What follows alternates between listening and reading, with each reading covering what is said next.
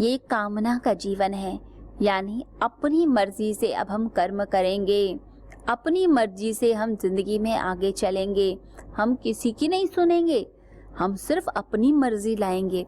ऐसे जीवन को असंस्कृत जीवन कहते हैं, संस्कृति के खिलाफ। आपकी संस्कृति आपको क्या सिखाती है और आप क्या कर रहे हैं, तो आपको अपने जीवन को सुधारना है। जब हम अज्ञानता से भर गए और अनियंत्रित या कुनियंत्रित राजसिक अहंकार जाग गया, तो पशु स्तर का ही जीवन होगा। हम जानते हैं अज्ञानता के बारे में। अज्ञानता दुख संताप लेकर आता है, हमें परमात्मा से दूर करता है। ये आता है हमारे अहंकार की वजह से। अहंकार राजसिक, तामसिक और सात्विक, ये हमने जाना है। अब ये जो तीन गुण हैं ये आपस में खेलते हैं। तो जो राजसिक अहंकार है वो हमेशा स्वच्छंदता की तरफ, पशु जीवन की तरफ लेकर जाता है। तो श्री अरविंद का कहना है कि कामना का जीवन तो नरक का जीवन, इससे ऊपर उठिए और कहाँ जाइए, शास्त्र वाले जीवन की तरफ। तो नरक के तीन द्वार, काम, क्रोध और लोभ, ये तीनों नरक की तरफ ही लेकर जाते हैं, हमें कभी आगे नहीं बढ़ने देते। तो क्या है, आत्मा का बंधन आपकी इच्छा है, आपकी इच्छा के कारण ही आत्मा बंधन में है। और मुक्ति कब मिलती है, जब काम, क्रोध और लोभ तीनों से ही विरक्ति हो जाती है, तीनों से आप अलग हो गए। तो कामना का जो जीवन है, कामना के नियम के अनुकूल चलना, अनुसार चलना, उसे फॉलो करना, ये हमारे प्रकृति का सत्य नहीं है, ये हमारा स्वभाव नहीं है, प्राकृतिक स्वभाव नहीं है। तो प्राकृतिक स्वभाव है उच्चता की तरफ, परमात्मा की तरफ चलना। इसलिए तो हमारे शास्त्रों में कहा गया है, असतो मां सद्गमय, तमसो मां ज्योतिर्गमय, मृत्योर् मां अमृतम गमय। हमें असत्य से सत्य की तरफ लेकर चलो, अंधकार से प्रकाश की ओर, मृत्यु से अमृत की ओर। क्यों बोलते हैं, क्योंकि यही हमारा स्वभाव है। तो कामना का जीवन हमारा स्वभाव नहीं है, उच्च और न्याय संगत जीवन जीना हमारा स्वभाव माना गया है। तो कामना के मार्ग का त्याग करके क्या दूसरा कोई मार्ग होता है? तो दूसरा मार्ग कहा गया है, जो हमारे ऋषि मुनियों ने ढूंढा, जो उच्च मार्ग है, जिसे शास्त्र का जीवन कहते हैं, जो अंतर्बोध से आता है, जो आपके अंदर से प्रकट होता है, जो अनुभव से, श्रद्धा द्वारा प्रतिपादित ज्ञान और नॉलेज जो है, जो आपकी आर्ट ऑफ लिविंग है, जो आपका जीवन जीने का स्टाइल है, जो आपकी आचार संहिता है, जो आपका जीवन दर्शन है, श्रेष्ठ उच्च आदर्श है, उसकी तरफ चलना। सिर्फ सेंसरी प्लेजर्स की तरफ चलना जीवन नहीं, ये पशु स्तर का जीवन है। तो कामना वाला जीवन वैयक्तिक जीवन हो गया, यानी निर्वैयक्तिक जीवन नहीं है, वैयक्तिक जीवन है, आपका निजी जीवन है, स्वच्छंदता वाला जीवन है।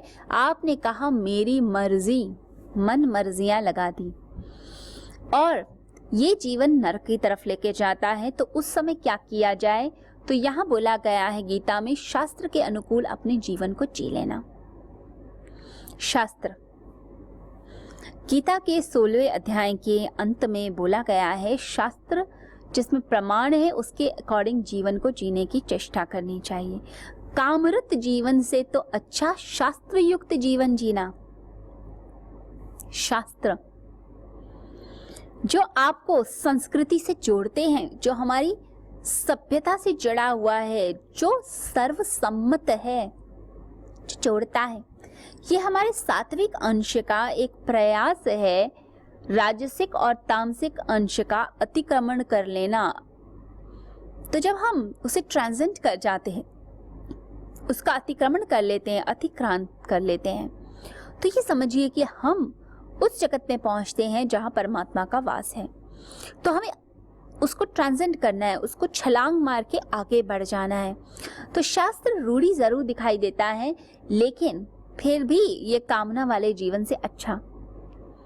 गीता कहती है कि इसके बाद भी एक कदम उठाना होता है, जो श्री अरविंद कहते हैं कि श्रद्धामय जीवन। तो शास्त्र का जिसने त्याग करा, कामना का जिसने त्याग करा, अब वो तीसरा मार्ग ढूंढता है परम सत्य का। वो परम सत्य का मार्ग जो ढूंढना है वो श्रद्धा का मार्ग हुआ। हम देखते हैं कितने धर्म आए इस धरती पे और वो सब चलते चले गए। पहले मूसा ने अपना धर्म चलाया, परंतु वो संकीर्ण था, परिपूर्ण नहीं था, उसके अंदर अपूर्णता थी। तो उसके बाद फिर धर्म आया ईसा का। ईसा ने फिर अपना धर्म चलाया, तो मूसा के बाद ईसा का धर्म आया। उसके बाद भी परम सत्य की खोज चलती रही, क्योंकि शास्त्र एक लिमिट के आके रूढ़िवादी हो जाता है। श्रद्धा हमें परमात्मा से अंगीकार कराती है। ये वो प्रकाश है जिस पे भरोसा रखकर हम परम सत्य की खोज करते हैं। तो परम सत्य की खोज का आधार क्या है? परम सत्य की खोज का आधार है श्रद्धा। वो एक डिवाइन लाइट जिस पे हम भरोसा रखकर चलते हैं, चाहे गुरु के प्रति हो, चाहे वो परमात्मा के प्रति हो, परमात्मा की भक्ति हो, उस पर हम निष्ठा रखकर फिर आगे चलते हैं।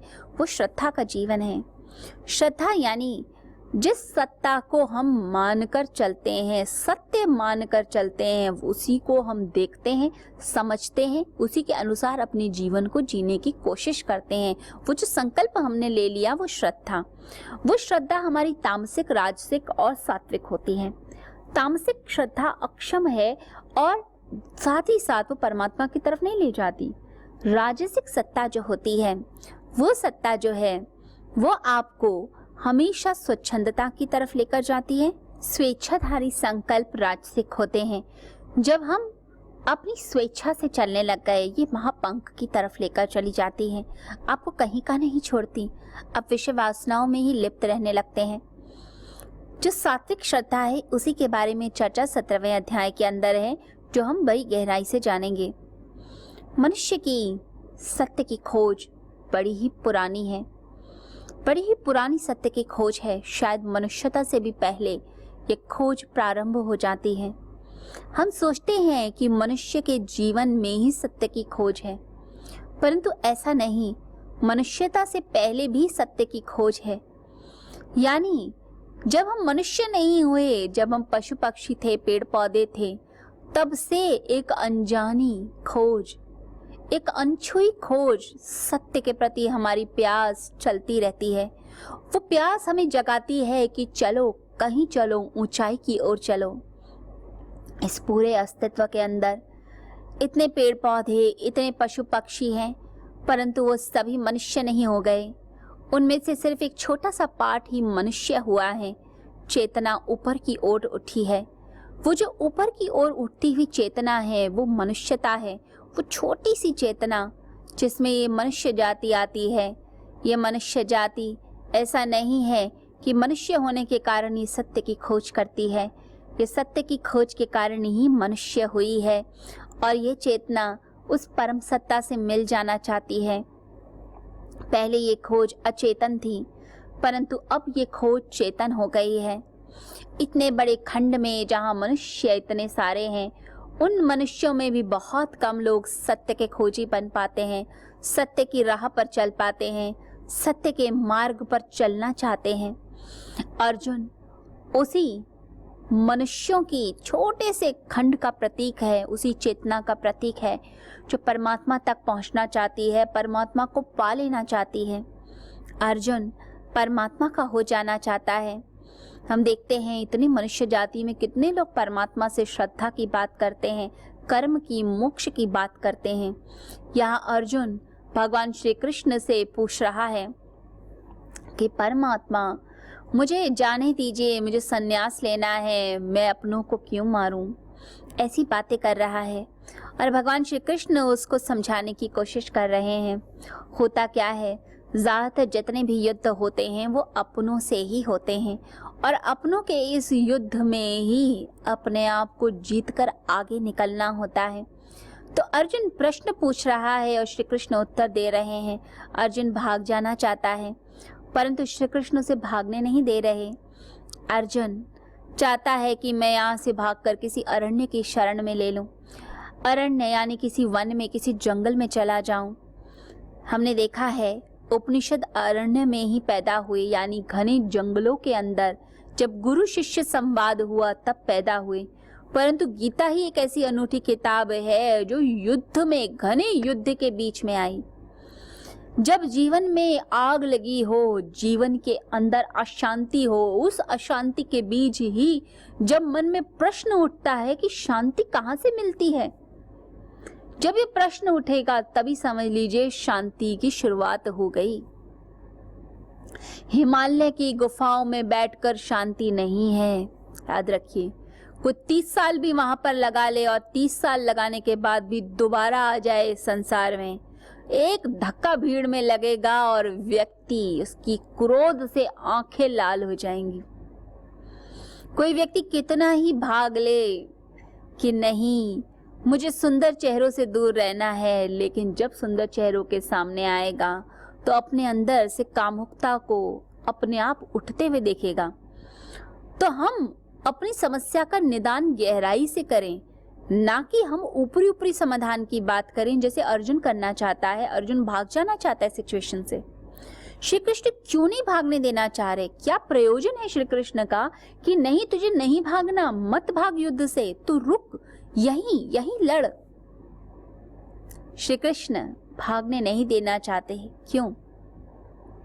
क्योंकि वो जानते हैं कि एक बार इस स्थिति से, परिस्थिति से भाग गया तो इस स्थिति से कभी ऊपर नहीं उबर पाएगा। आपको उबरना है, समस्याओं से ऊंचा उठना है, तो समस्याओं को अपने पैर के नीचे दबाना सीखना पड़ेगा। आप समस्याओं को अपने पैर के नीचे नहीं दबा सकते तो समस्याएं बड़ी हो जाएंगी। बड़ा कौन, समस्या या आप? जब आप समस्या के आगे हाथ जोड़ के बैठ जाते हैं, असहाय फील करते हैं, तो आप कहीं के नहीं रहते। समस्या को नीचे दबाकर जो मनुष्य उसके ऊपर बैठना जानता है, वही मनुष्य शांति से जी सकता है। भगवान श्री कृष्ण कालिया नाग के फन पर बैठ जाते हैं, उसको दबा देते हैं। ऐसे ही हम भी अपनी समस्याओं को दबा पाएं, ये श्री कृष्ण अर्जुन को संदेश देना चाहते हैं। अर्जुन भागना चाहता है पर श्री कृष्ण उसको सिखाना चाहते हैं कि सीख, इसी युद्ध क्षेत्र में सीख। अभी नहीं सीखा तो कभी नहीं सीख पाएगा। अर्जुन एक ऐसी चेतना का प्रतीक है जो अपने भीतर के सारथी को ढूंढ रहा है। उसने श्री कृष्ण का चुनाव किया, इसी के कारण ही वह युद्ध जीता है। अगर वो श्री कृष्ण को छोड़कर श्री कृष्ण की सेना को लेकर बैठ जाता तो इस भीषण युद्ध में जब उसे विषाद हुआ तो उसका हाथ थामने वाला कोई भी नहीं होता। लोग क्या करते हैं? लोग परमात्मा को नहीं चाहते, परमात्मा की बनाई चीजों को चाहते हैं। धन मिल जाए, चीजें मिल जाए, भगवान तो मिलते रहेंगे। जब ऐसी सोच हो जाती है तो आप कहीं नहीं पहुंचते। याद रखिए, जब सब भी हो जाए और उसके बाद भी विषाद हो जाए, दुख, डिप्रेशन, उस समय कौन संभालेगा? ये सब चीजें तो इसी संसार में छूटनी है। जब आप इस शरीर का त्याग करेंगे तब आपका हाथ थामने वाला वही परमात्मा होता है। अगर आपने अपने सारथी को नहीं ढूंढा, अपने अंदर की उस गाइडिंग लाइट को नहीं ढूंढा, तो आप कहाँ जाएंगे? महाभारत के युद्ध को अगर हम देखते हैं तो युद्ध में हम देखते हैं कि अर्जुन ऊपर है और श्री कृष्ण नीचे सारथी बने हैं।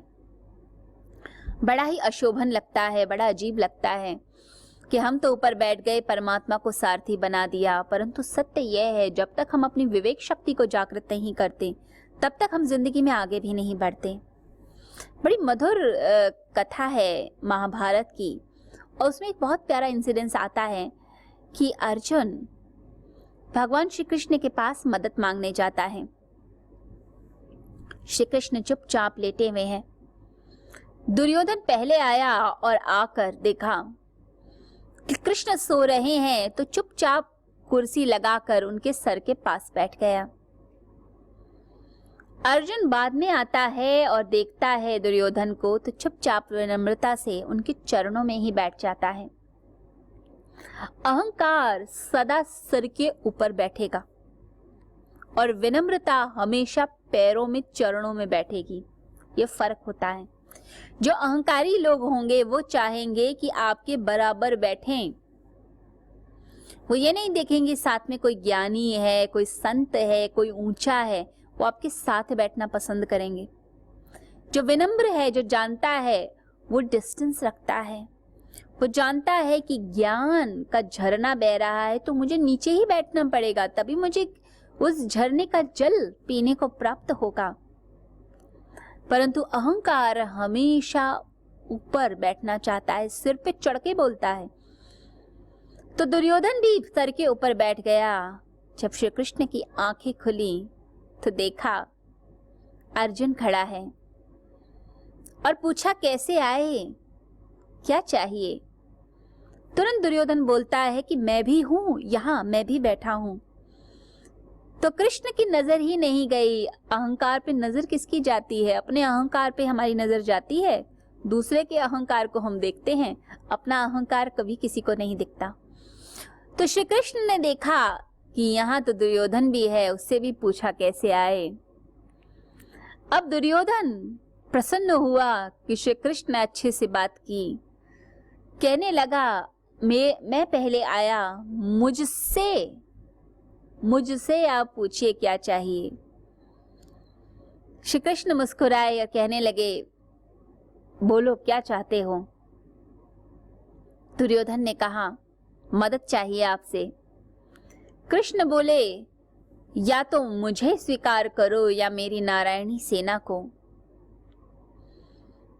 दुर्योधन कहने लगा कि चुनने का हक मेरा होना चाहिए, परंतु श्री कृष्ण ने कहा मैंने अर्जुन को पहले देखा है, अर्जुन ही पहले चॉइस करेगा, चुनाव करेगा। अर्जुन ने बड़ी विनम्रता से हाथ जोड़कर श्री कृष्ण के आगे कहा कि श्री कृष्ण जिसके साथ आप हो उसके साथ साक्षात विजयश्री होती है। मैं तो सिर्फ आपको चाहता हूं, नारायणी सेना मिले या ना मिले। उसी समय फैसला हो गया था कि युद्ध कौन जीतेगा। हम जब अपने सारथी को चुनते हैं, जब हम अपने अंदर के साक्षी भाव को चुनते हैं, अपने अंदर के परमात्मा को एक बार हमने चुन लिया, दुनिया को नहीं चुना, परमात्मा को चुन लिया, उसी समय हम विजयी हो जाते हैं, हम जीत गए। जीत उसी की जिसने परमात्मा को पकड़ लिया। इस संसार में सब जड़ वस्तुएं नश्वर हैं। हम जब जड़ वस्तुओं को पकड़ते हैं तो नाश होना ही होना है, और जब हम उस अमृत की खोज में चलते हैं, परमात्मा को पकड़ते हैं, तो हमें वो अमृत, वो ईश्वर मिलता है और हम उस सनातन सत्ता में वास करते हैं जो हमारा निज स्वरूप है। हम वहां पहुंच जाते हैं। तो अर्जुन बोलता है मुझे तो कृष्ण तुम ही चाहिए। दुर्योधन हंसा मन ही मन। अहंकार हमेशा विनम्रता पे हंसता है। अहंकार हमेशा हंसता है, कहता है जितने विनम्र लोग हैं, ज्ञानी लोग हैं, संत लोग हैं, ये तो बेकार के लोग हैं, पागल लोग हैं। क्यों छोड़ा इन्होंने अपनी इतनी बड़ी सत्ता को। भगवान बुद्ध को देखकर हंसी आती है। अहंकारी हंसते हैं कि इतना बड़ा साम्राज्य छोड़कर दर दर का भिखारी बना बैठा है, जंगल घूमता है, कौन सी शांति की बातें करता है। लेकिन ऐसे अहंकारी ये नहीं जानते कि उनका अहंकार चूर चूर हो जाता है, इस नश्वर संसार के साथ वो भी समाप्त हो जाते हैं। समझदार वो, ज्ञानी वो, जो उस अविनाशी सत्ता को पकड़ता है जिसका कभी नाश नहीं होता। मीरा गीत गाती है परमात्मा के, वो जानते हैं कि यह वो अविनाशी सत्ता है जिसके साथ मेरा मिलन होने वाला है, वो उसी को पकड़कर नाचती है। जिसका विनाश हो जाए उसको नहीं पकड़ती। तो विनाशील सत्ता के पास हम क्यों रहें? क्यों हम अपने आप को ऐसी जगह लेके जाएं जहां हमारा नाश हो? तो दुर्योधन हंसता है विनम्रता पर कि कितना बुद्धू है, कितना मूढ़ है, इसको तो हराना बहुत आसान। मैं एक बार तो हरा चुका ही हूं उसे। शकुनी ने पासे डाले थे, गेम खेला था, और उस गेम में, उस खेल के अंदर, उस 64 के गेम के अंदर ये तो हार ही गए थे, क्योंकि ये बेवकूफ ही हैं। पहले भी मूर्ख थे, मूढ़ थे, अभी भी वैसे ही हैं। अभी दोबारा मौका मिला था जीत का, फिर देखो अपने आप ही हार गए। तो दुर्योधन ने कहा कि जो अर्जुन ने कहा मुझे स्वीकार है और मैं नारायणी सेना को ले लेता हूं। तो जैसे ही उसने वो स्वीकार किया, वहीं पर उसकी हार निश्चित हो गई थी। वो जो बीज था हार और जीत का, वो उसी समय पड़ गया था। तो अर्जुन भागना जरूर चाहता है, लेकिन अर्जुन ने एक समझदारी का काम किया कि उसने सारथी के रूप में कृष्ण को पा लिया। यदि हम भी अपना सारथी ढूंढ लें, अपने परमात्मा को पकड़ लें, अपने गुरु को पकड़ लें, अपनी गाइडिंग लाइट को पकड़ लें, तो हमारी भी विजय निश्चित है। तब हम भी परमेश्वर तक पहुंच सकते हैं। परमेश्वर तक पहुंचना बड़ा कठिन मार्ग दिखता है, परंतु कठिन उसके लिए नहीं जिसको उसका सारथी मिल गया। अपने भीतर के सारथी की खोज ही ध्यान की सारी क्रियाओं का सार है। ये जितनी ध्यान की क्रियाएं कराई जाती हैं, कोई राजयोग करा रहा है, कोई कुंडली योग करा रहा है, कोई चक्र ध्यान करा रहा है, कोई गाइडेड मेडिटेशन करा रहा है, ये सारी चीज़ें क्या हैं? हम अपने भीतर के सारथी को, अपनी गाइडिंग लाइट को ढूंढे, जो गाइडिंग लाइट हमें परमात्मा तक लेकर जाए। जब हम अपने अंदर के उस स्रोत से, उस सोर्स से जुड़ जाते हैं जो हमें इनर हैप्पीनेस और ब्लिस देता है, तो ये समझ लीजिए हमारे अंदर एक खुशी आने लगती है, एक आनंद आने लगता है। ये जो चैप्टर 17 है, ये हमें उस गाइडिंग लाइट से जोड़ता है जिसे हम श्रद्धा कहते हैं। ये हमें अपने अंदर के उस आनंद के झरने से जोड़ता है। अगर इस चैप्टर को हम ढंग से समझ लें तो ये समझिए कि फिर हमारी जिंदगी में आनंद दूर नहीं है। बस इसी आनंद की खोज जो है वो सारी मनुष्यता की खोज है। बस इसी खोज पे हमें चलना है और अपने भीतर के आनंद में वास करना है।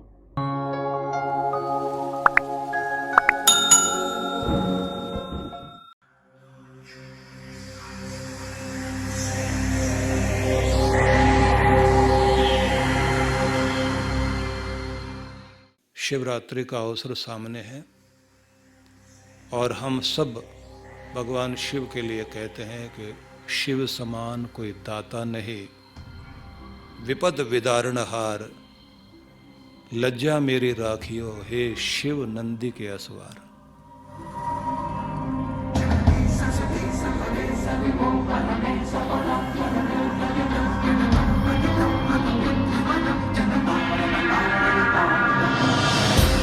इसलिए आनंद देने वाले शिव हैं, संकट मोचक शिव हैं। और जब किसी से कुछ भी नहीं बन पाए, कोई भी आराधना सफल ना हो पाए, आखिर में आदमी कहता है शिव की शरण में चलें, महामृत्युंजय का जाप करें तो हमारे कष्टों का निवारण हो।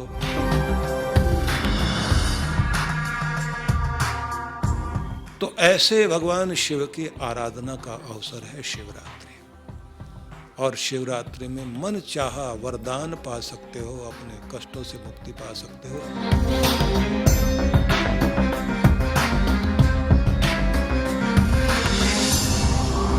और शिवरात्रि से 2 दिन पूर्व का कार्यक्रम हम लोगों ने रखा है, जिसमें आप लोग यहाँ ध्यान में भाग लेंगे।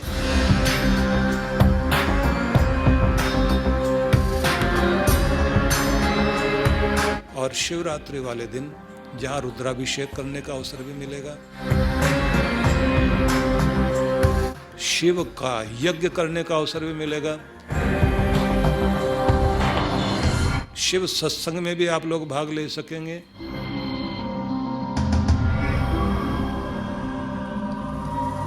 और यहाँ देव दर्शन भी कर सकेंगे।